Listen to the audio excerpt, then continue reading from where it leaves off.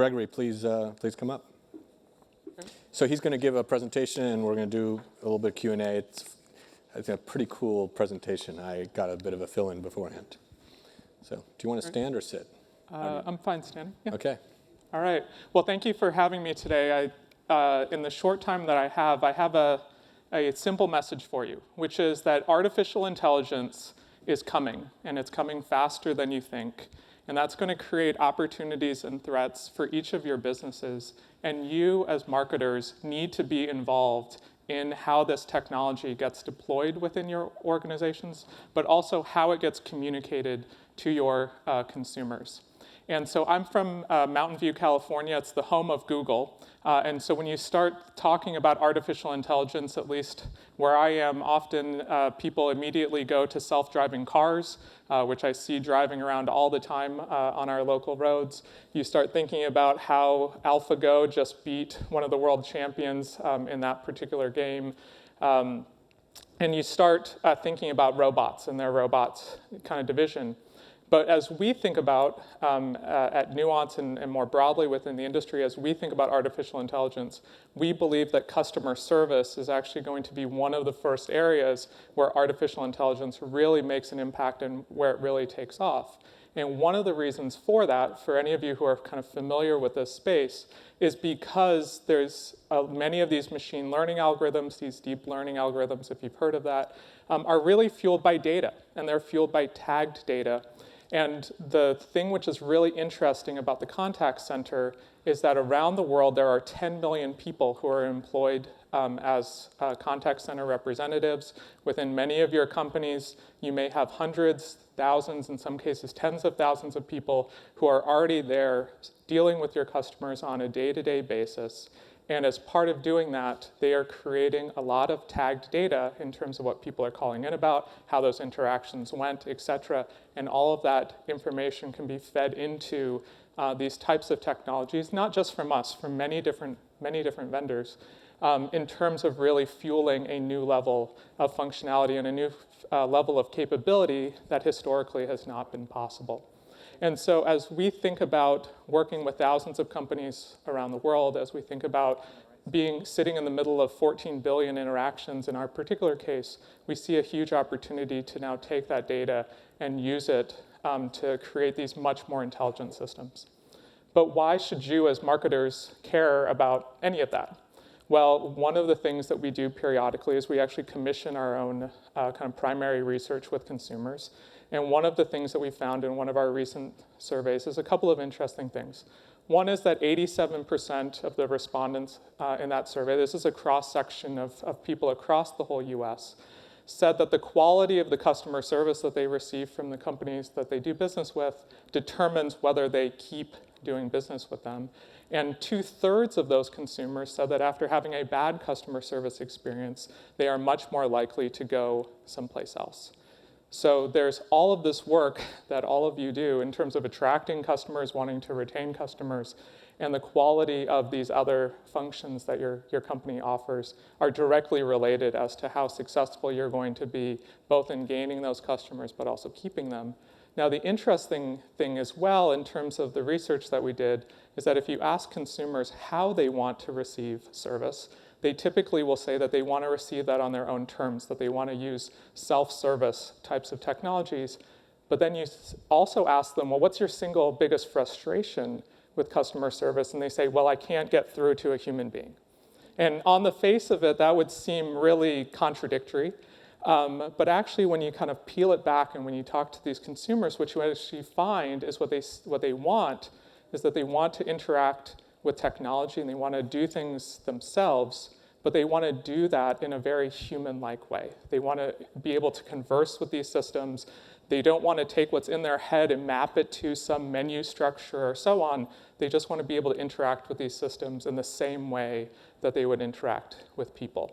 And so that's really where we see the huge opportunity here now in terms of the application of artificial intelligence to customer service, because we can now be able to facilitate these types of opportunities. Now, one of the companies that we work with who has really seen this as an opportunity is Dominos. And so we worked with with Dominos to create a virtual assistant named Dom. And for any of you who have not used Dominos' mobile app, please go ahead and download it sometime later and give it a try. But you'll see here in the lower left corner there is Dom. And he can interact with people in terms of facilitating their order, which at face value may not seem that complicated, but when you actually talk to the folks at Domino's, they will tell you that there are actually more than 30 million permutations of pizzas. For example, when you think of all the different combinations of crusts and sizes and toppings, etc., and when you are constrained by the pull down menus and touches and taps and things like that, it actually gets pretty complicated to order a pizza. Whereas if you can just say what you want to the virtual assistant, it can be a big win. Now, one of the interesting places that Domino's marketing team got involved, and actually then where their outside branding and advertising agency, Crispin, got involved, is in thinking about, well, what should Dom look like? How should he behave? What should the tone and persona that should be kind of portrayed? Should he be playful or not, right? Et cetera. And so we were able to work very closely with them in terms of really bringing this to life and kind of bringing a face to this in terms of how it behaved. The other thing which we worked very closely with them with was how to then promote this externally. And one of the things that we have found to be critically important with any of these types of technology, whether in this case of being a virtual assistant, we work, for example, with voice biometrics, which maybe many of you have not heard, but this is instead of having passwords and PINs, for example, which consumers are just incredibly frustrated with, you can just say, for example, my voice is my password, and then get, based on the analysis of that for your vocal characteristics, get put into or be authenticated. But whether it's a virtual assistant, it's a biometrics application, it's something else, one of the things that we've seen really drive consumer adoption and consumer awareness is actively promoting it to the customer base. And this is one area that many companies really kind of fall flat and they miss a huge opportunity. And so in Domino's case, they actually created an ad campaign that they promoted both on nationwide television. They also did a series of videos on YouTube. And I just wanted to play one of those for you here. Cancel my morning meetings. How about a meeting with pizza? Where's Orion's belt? Light years from pizza. Dom, how do I do karate? I don't know karate, but I know pizza. Jiu-jitsu? Introducing voice ordering on the Domino's app. Dom, I'm gonna need a pizza. I thought you'd never ask. Okay, Dom, let's order the usual. I'm on it. So a fun ad there. One of the things which may not be immediately obvious, one of the key benefits here is certainly building awareness among consumers that this functionality exists and that they should go and use it. One of the things that Domino's found in this regard is that it just led to many more downloads of their mobile application, not entirely surprisingly, but also just a big change in terms of perception within the market as well. So, for example, their CEO was on Mad Money talking about how many people are now thinking of them almost as a technology play, for example, or a technology company who happens to deliver pizza, for example, in terms of how people were potentially viewing them from a differentiation perspective. But the other thing which is really interesting about this is when you start thinking about artificial intelligence and you start thinking about these types of systems, one of the things which is really challenging is having consumers really understand what the system can do and what it can't do. Where are those kind of boundaries? And just as a simple example, I don't know how many of you use Siri or use Cortana or use Google Now or some of these things. One of the challenges, particularly with Siri when it first came out, is people didn't know what it could ask it and what it should be able to readily be able to respond to and what it couldn't. And so to the extent that you happen to guess something that it was already really good at, it could be able to handle that. On the other hand, if you asked it something else, it was a pretty miserable experience. So this ad simultaneously builds awareness, but it also trains people to know that if you want to order a pizza, ask Dom. If you want to do something else, you're better off doing something else. And so really my kind of call to action to all of you is to really get involved, within your organizations in terms of the rollout of these technologies and really how they get adopted, but also get communicated to customers, because that's really what's going to drive success. Thank you.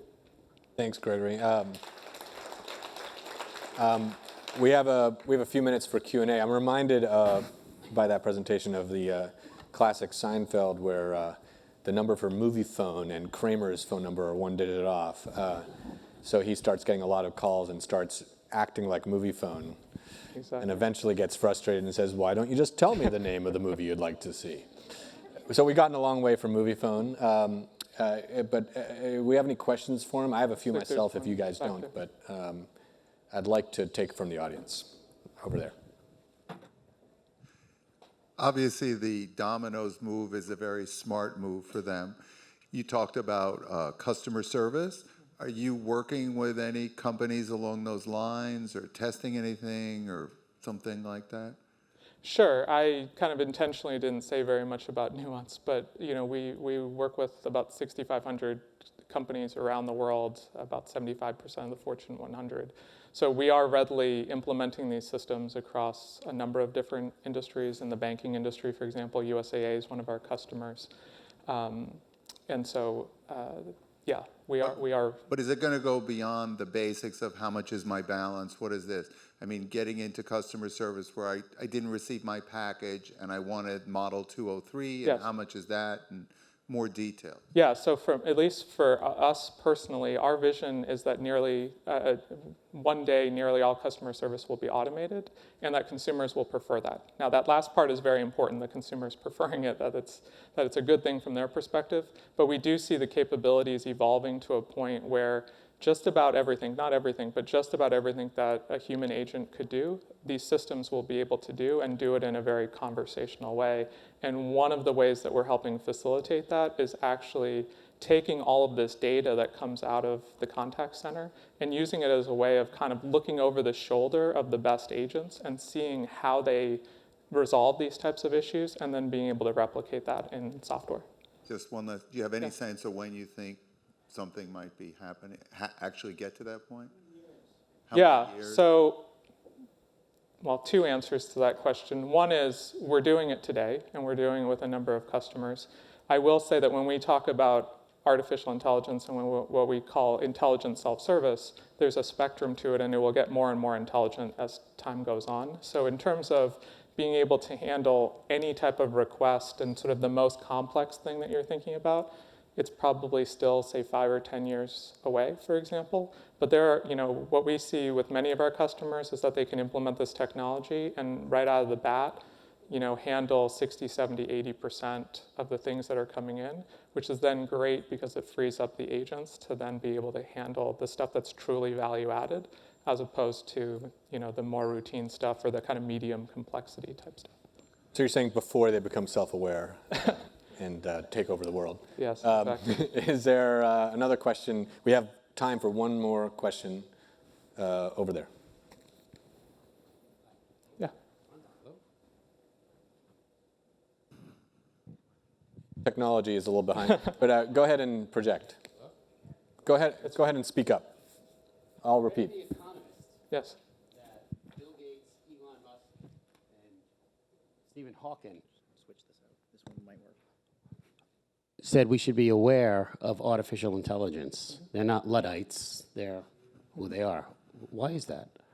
Yeah, so there are certainly a lot of people, so as you said, Bill Gates, Elon Musk, Stephen Hawking, et cetera. So there are a number of people that when they think about and they look at artificial intelligence, view it as an existential threat, for example, to human existence. That would be pretty close to the Elon Musk kind of quote. Bill Gates, I say, is a little bit more measured in terms of his kind of response to it. There are certainly people, there's a book, for example, if any of you are interested, it's fairly dense reading, but there's a book called Superintelligence, for example, that kind of predicts out over the fullness of time how there might be sort of bad scenarios, and I think certainly we need to be thinking about that. When we look at it, we really view this as something that can really enhance kind of the human experience. So you're thinking customer service, not customer destruction. Exactly right. By smart robots. Unfortunately, we are we are out of time for this. Yes. But that was really fascinating. I think we could have done that for like 3 times as long. Absolutely. Thank you so much, Greg. Great. And we're going to bring on, thank you.